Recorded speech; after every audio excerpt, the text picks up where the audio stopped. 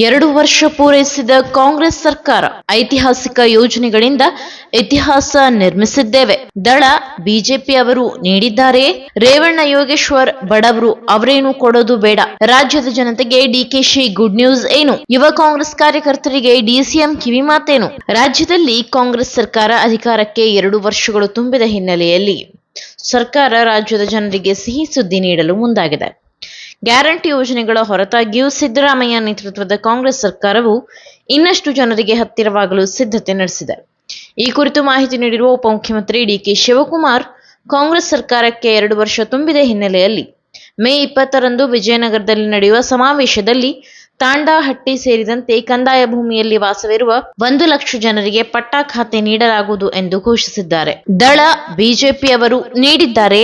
ರಾಮನಗರದಲ್ಲಿ ಯುವ ಕಾಂಗ್ರೆಸ್ ಕಾರ್ಯಕ್ರಮದಲ್ಲಿ ಮಾತನಾಡಿರುವ ಅವರು, ಕಾಂಗ್ರೆಸ್ ಸರ್ಕಾರ ಅಧಿಕಾರಕ್ಕೆ ಬಂದ ಬಳಿಕ ಕೊಟ್ಟ ಮಾತನ್ನ ಉಳಿಸಿಕೊಂಡಿದೆ. ಯುವಕರಿಗೆ ಯುವ ನಿಧಿ ಮೂಲಕ ನೆರವಿಗೆ ನಿಂತಿದೆ. ಮಹಿಳೆಯರ ಪರವಾಗಿ ಐತಿಹಾಸಿಕ ಯೋಜನೆಗಳನ್ನು ತಂದು ಇತಿಹಾಸ ನಿರ್ಮಾಣ ಮಾಡಿದೆ. ಉಚಿತ ಬಸ್, ಗೃಹಲಕ್ಷ್ಮಿ ಸೇರಿದಂತೆ ಅನೇಕ ಯೋಜನೆಗಳನ್ನ ದಳ ಬಿಜೆಪಿ ಅವರು ನೀಡಿದ್ದಾರೆ. ಆದರೆ ಇದಕ್ಕೆ ಕಾರಣವಾಗಿರುವುದು ಕಾಂಗ್ರೆಸ್ ಪಕ್ಷ ಎಂದು ಜೆಡಿಎಸ್ ಬಿಜೆಪಿಯನ್ನ ಟೀಕಿಸಿದ್ದಾರೆ. ರಾಜ್ಯಾದ್ಯಂತ 100 ಕಾಂಗ್ರೆಸ್ ಪಕ್ಷದ ಕಚೇರಿಗಳನ್ನ ನಿರ್ಮಾಣ ಮಾಡಲಾಗುತ್ತಿದೆ. ಬೆಂಗಳೂರಿನಲ್ಲಿ ನೂತನ ಕಟ್ಟಡಕ್ಕೆ ಶಂಕುಸ್ಥಾಪನೆ ನೆರವೇರಿಸುವ ಸಂದರ್ಭದಲ್ಲಿಯೇ ಇಲ್ಲಿಯೂ ನೆರವೇರಿಸಲಾಗುತ್ತಿದೆ. ಚನ್ನಪಟ್ಟಣ ತಾಲೂಕಿನ ಅಧ್ಯಕ್ಷರು ಸೇರಿದಂತೆ ಎಲ್ಲರಿಂದಲೂ 50 ಲಕ್ಷ ರೂಪಾಯಿ ದೇಣಿಗೆ ಸಂಗ್ರಹ ಮಾಡಲಾಗುವುದು. ಕನಕಪುರದಲ್ಲಿ ಇರುವ ಜಾಗವನ್ನ ಹರಾಜಿನಲ್ಲಿ ಮಾರಾಟ ಮಾಡಿ ಆ ಹಣವನ್ನು ಸಹ ರಾಮನಗರ ಕಚೇರಿಗೆ ನೀಡಲಾಗುವುದು ಎಂದು ಅವರು ಹೇಳಿದ್ದಾರೆ. ರೇವಣ್ಣ ಯೋಗೇಶ್ವರ್ ಬಡವರು ಅವರಿಂದ ಏನೂ ಬೇಡ. ಇನ್ನು ಕಾರ್ಯಕ್ರಮದಲ್ಲಿ ಮಾತನಾಡುತ್ತಿದ್ದ ಮಾಜಿ ಸಚಿವ ಎಂ ರೇವಣ್ಣ, ರಾಜ್ಯದಲ್ಲಿ 100 ಕಾಂಗ್ರೆಸ್ ಪಕ್ಷದ ಕಚೇರಿ ಆಗುತ್ತಿರುವುದಕ್ಕೆ ಅದಕ್ಕೆ ಪ್ರೇರಣೆ ಎಂದರೆ ಅದು ಡಿಕೆ ಶಿವಕುಮಾರ್. ನಾನು ವೈಯಕ್ತಿಕವಾಗಿ 1 ಲಕ್ಷ ರೂಪಾಯಿ ಕೊಡುವುದಾಗಿ ಘೋಷಿಸಿದರು. ಆಗ ಮಧ್ಯಪ್ರವೇಶಿಸಿ ಉಪಮುಖ್ಯಮಂತ್ರಿ ಡಿಕೆ ಶಿವಕುಮಾರ್, ನೋಡ್ರಪ್ಪ, ನಮ್ಮ ಎಂ ರೇವಣ್ಣ ಬಡವ, ಅವನ ಪರವಾಗಿ ನಾನೇ 10 ಲಕ್ಷ ರೂಪಾಯಿ ಕೊಡುತ್ತೇನೆ.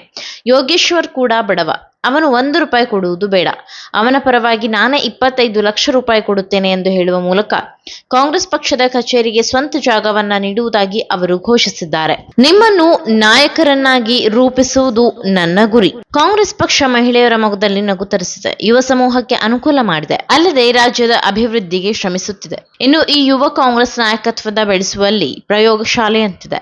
ನೀವು ನಾಯಕರಾಗಿ ಬೆಳೆಯಬೇಕಾದರೆ ಮೊದಲು ತಳಮಟ್ಟದಿಂದ ದುಡಿಯಬೇಕು, ಪಕ್ಷದ ಕೆಲಸ ಮಾಡಬೇಕು, ನಾವು ನೀಡಿದ ಜವಾಬ್ದಾರಿಯನ್ನ ನಿಭಾಯಿಸಬೇಕು. ಯುವಕರಿಗೆ ನಿಮ್ಮ ಶಕ್ತಿಯ ಅರಿವಿಲ್ಲ, ಯಾರೋ ಮಾಡುವ ಟೀಕೆಗಳಿಗೆ ಹೆದರಬಾರದು ಎಂದು ಕಿವಿಮಾತು ಹೇಳಿದ್ದಾರೆ. ಅಲ್ಲದೆ ನಿಮ್ಮ ಏರಿಯಾ, ಬೂತ್ ಮಟ್ಟದಲ್ಲಿ ನೀವು ಪ್ರಬಲವಾಗಿ ಬೆಳೆಯಬೇಕು. ನಿಮ್ಮ ಯಾವುದೇ ಕೆಲಸಗಳು ಶಾಶ್ವತವಾಗಿ ಉಳಿಯಬೇಕು. ಆ ಕಾರ್ಯಗಳು ಜನರ ಮನಸ್ಸನ್ನ ಗೆಲ್ಲುವಂತಾಗಬೇಕು. ನಿಮ್ಮನ್ನ ನಾಯಕರನ್ನಾಗಿ ರೂಪಿಸಬೇಕು ಎನ್ನುವುದು ನನ್ನ ಗುರಿ ಎಂದು ಶಿವಕುಮಾರ್ ತಿಳಿಸಿದ್ದಾರೆ.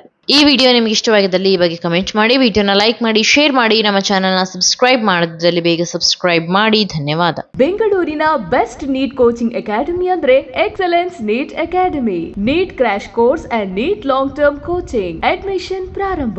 ಈ ಕೂಡಲೇ ಸಂಪರ್ಕಿಸಿ. ನಾನು 86 kg ಇದ್ದವಳು 71 kg ಬಂದಿದ್ದೇನೆ. ವಯಸ್ಸಾದ್ಮೇಲೆ ಸ್ಮಾರ್ಟ್ ಆಗಿ ಕಾಣ್ತೀರಾ ಅಂದ್ರೆ ಜಿನ್ನಿ. 126 kg ವೇಟ್ ಇದೆ. ನಾವು ಈಗ 114 kg ಲೆಕ್ಕ ಬಂದಿದ್ದೀವಿ. ಯಾವುದೇ ಸೈಡ್ ಎಫೆಕ್ಟ್ ಆಗಿಲ್ಲ. 84ರಿಂದ 50 kg ಬಂದೆ. ಆಮೇಲೆ ಸಣ್ಣಗೆ ಫಿಟ್ ಆಗಿದ್ದೀನಿ. ಅದಕ್ಕೆ ನಾನು ಯೂಸ್ ಮಾಡ್ತಾ ಇರೋದು ಜೀನಿ ಸ್ಲಿಮ್.